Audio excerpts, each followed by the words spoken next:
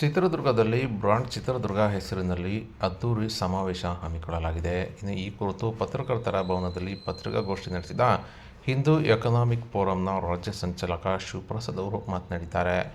ಚಿತ್ರದುರ್ಗ ಜಿಲ್ಲೆ ಹಿಂದುಳಿದ ಜಿಲ್ಲೆ ಎಂಬ ಹಣೆಪಟ್ಟಿ ಕಟ್ಟಿಕೊಂಡಿದ್ದು ಅಭಿವೃದ್ಧಿ ಆಗದ ಬಗ್ಗೆ ಸಾರ್ವಜನಿಕರು ಮಾತನಾಡುತ್ತಿದ್ದಾರೆ. ಹಿಂದೂ ಎಕನಾಮಿಕ್ ಫೋರಂನ ರಾಜ್ಯ ಸಂಚಾಲಕನಾಗಿ ನಾನು ಓಡಾಡಿದ ಮೇಲೆ ಚಿತ್ರದುರ್ಗಕ್ಕೂ ಬಂದು ಹೋಗಿದ್ದೇನೆ. ಇಲ್ಲಿನ ಉದ್ಯಮಿಗಳನ್ನ ಭೇಟಿ ಮಾಡಿದಾಗ ಇಲ್ಲಿ ಏನು ಮಾಡಲಾಗಲೆಂದು ನಿರಾಶೆ ವ್ಯಕ್ತಪಡಿಸಿದ್ದಾರೆ. ಚಿತ್ರದುರ್ಗದಲ್ಲೂ ಕೂಡ ಬ್ರಾಂಡ್ ಎಂಬ ಕಾರ್ಯಕ್ರಮ ಮಾಡುವುದು ನಮ್ಮ ಉದ್ದೇಶವಾಗಿದೆ. ಈ ಹಿನ್ನೆಲೆ ದೇಶದಲ್ಲೇ ಮೊದಲ ಬಾರಿಗೆ ಬ್ರಾಂಡ್ ಸರಣಿಯಲ್ಲಿ ಮೊದಲ ಕಾರ್ಯಕ್ರಮ ಚಿತ್ರದುರ್ಗದಲ್ಲಿ ಪ್ರಾರಂಭ ಮಾಡುತ್ತಿದ್ದೇವೆ. ಇದೇ ಜೂನ್ 13ರಂದು ಬ್ರಾಂಡ್ ಸಮಾವೇಶ ಮಾಡಲಿದ್ದು, ಜಿಲ್ಲೆಯ ಅಭಿವೃದ್ಧಿಗೆ ಸಹಕಾರ ನೀಡಿದ 10 ಜನರಿಗೆ ಸನ್ಮಾನ, ಸಣ್ಣ ಉದ್ದಿಮೆ ಮೂಲಕ 10 ಮಂದಿಗೆ ಕೆಲಸ ಕೊಟ್ಟವರಿಗೆ ಸನ್ಮಾನ ಮತ್ತು ಸಮಾವೇಶದಲ್ಲಿ ಪ್ರಮುಖ 10 ವಿಷಯಗಳ ಕುರಿತು ಚರ್ಚೆ ಮಾಡಲಿದ್ದೇವೆ.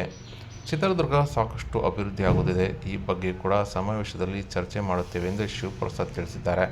ಇನ್ನು ಎಲ್ಲೂ ಇರದಷ್ಟು ಪ್ರವಾಸೋದ್ಯಮ ಅವಕಾಶಗಳು ಚಿತ್ರದುರ್ಗದಲ್ಲಿದ್ದು, ಅದರ ಬಗ್ಗೆ ವಿಶೇಷ ತಂಡವನ್ನು ನಾವು ಸಿದ್ಧಪಡಿಸಲಿದ್ದೇವೆ. ಇಲ್ಲಿನ ಸ್ಥಳೀಯ ವಸ್ತುಗಳಿಗೆ ವೇದಿಕೆ ಸಹ ನಾವು ಕಲ್ಪಿಸಲಿದ್ದು, DRDO ಅಂತಹ ಸಂಸ್ಥೆಗಳು ಕೂಡ ಚಿತ್ರದುರ್ಗದಲ್ಲಿ ಇದ್ದು, ಅಲ್ಲಿನ ಸ್ಥಳೀಯರಿಗೆ ಯಾವ ರೀತಿ ಅವಕಾಶಗಳು ಸಿಗಬೇಕೆಂದು ಚರ್ಚೆ ಮಾಡಲಿದ್ದೇವೆ. ಇನ್ನು ಮುಂದಿನ 25-26 ವರ್ಷಗಳ ದೂರದೃಷ್ಟಿ ಇಟ್ಟುಕೊಂಡು ಈ ಒಂದು ಬ್ರಾಂಡ್ ಚಿತ್ರದುರ್ಗ ಸಮಾವೇಶ ಮಾಡಲಿದ್ದಾಗಿ ಶಿವಪ್ರಸಾದ್ ಅವರು ಮಾಹಿತಿ ನೀಡಿದ್ದಾರೆ. ಮಾಡಬೇಕು ಅಂತ ಕನಸನ್ನು ಕಾಣ್ತಿದ್ರೆ ಅಂತ 10 ಜನರನ್ನು ಕೂಡ ಗುರುತಿಸಿ ಅವರಿಗೆ ಗೌರವ ಸಮರ್ಪಣೆ ಮಾಡ್ತಕ್ಕಂಥ ಕೆಲಸ ನಡೀತಾ ಇದೆ.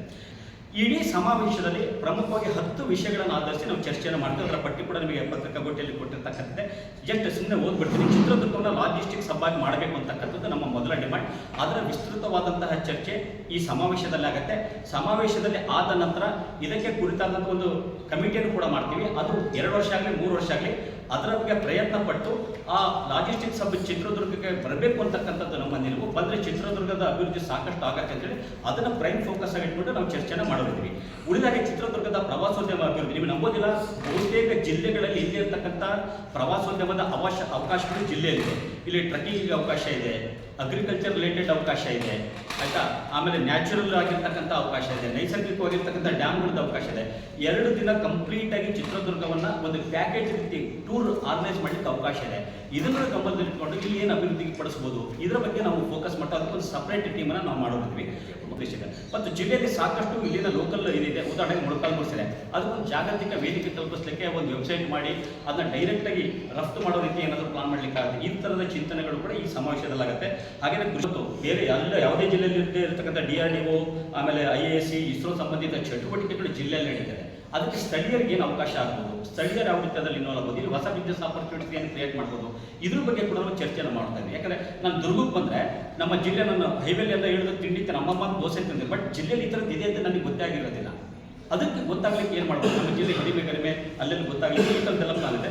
ಮತ್ತು ಚಿತ್ರದುರ್ಗ ಒಂದು ಕೈಗಾರಿಕಾ ಹಬ್ಬಾಗಿ ಮಾಡಲಿಕ್ಕೆ ಅವಕಾಶ ಇದೆ. ಮತ್ತು ಏನಾಗ್ಬಿಡುತ್ತೆ, ಇವತ್ತೇನು ಲಾಭ ಬರುತ್ತೆ ಈ ಥರದ್ದಲ್ಲ. ಒಂದು 20-25 ವರ್ಷಗಳ ದೂರದೃಷ್ಟಿ ಇಟ್ಕೊಂಡು 2047ರ ಹೊತ್ತಿಗೆ ಭಾರತಕ್ಕೆ ಸ್ವಾತಂತ್ರ್ಯ ಬಂದು ಸುಮಾರು 100 ವರ್ಷ ಆಗುತ್ತೆ. ಈ ಹೊತ್ತಿಗೆ ಚಿತ್ರದುರ್ಗದ ಹಣೆಬರ ಏನಾಗಿರಬೇಕು, ಚಿತ್ರದುರ್ಗ ಇಲ್ಲಿಂದ ಎಲ್ಲಿಗೆ ಹೋಗಿರಬೇಕು, ಇಲ್ಲಿನ ಟ್ರಾಫಿಕ್ ಇರ್ಬೋದು, ಉಳಿದಂತೆ ಏನೇ ಸಮಸ್ಯೆಗಳಿದ್ರು ಯಾವ ರೀತಿ ನಾವು ರೀಚ್ ಆಗಬೇಕು, ಒಂದು ಪರಿಣಿತರ ಟೀಮನ್ನು ಮಾಡಿ ಅದು ಯಾವುದೇ ಪೊಲಿಟಿಕಲ್ ಪಾರ್ಟಿ ಬಂದರೂ ಅವ್ರ ಜೊತೆ ಇಂಟ್ರಾಕ್ಟ್ ಮಾಡಿ, ಗೌರ್ಮೆಂಟ್ ಜೊತೆ ಇಂಟ್ರಾಕ್ಟ್ ಮಾಡಿ ಅದನ್ನ ಇಂಪ್ಲಿಮೆಂಟ್ ಮಾಡ್ತಕ್ಕಂಥ ಪ್ರಯತ್ನಗಳು ನಮ್ಮದು. ಬ್ರ್ಯಾಂಡ್ ಚಿತ್ರದುರ್ಗ ಬ್ರ್ಯಾಂಡ್ ಆಗಿ ಬಿಲ್ಡ್ ಆಗಬೇಕು. ನಿಮಗೆ ಅದಕ್ಕೆ ಏನು ಮಾಡಬೇಕು ಈ ಥರದ್ದೆಲ್ಲ ಇದೆ. ಸೊ ಈಗೇನು ಅದು ರಿಪೀಟ್ ಅದೇನು ಬೇಡ ಅನ್ಸುತ್ತೆ. ಹಾಗೆಯೇ ಇಡೀ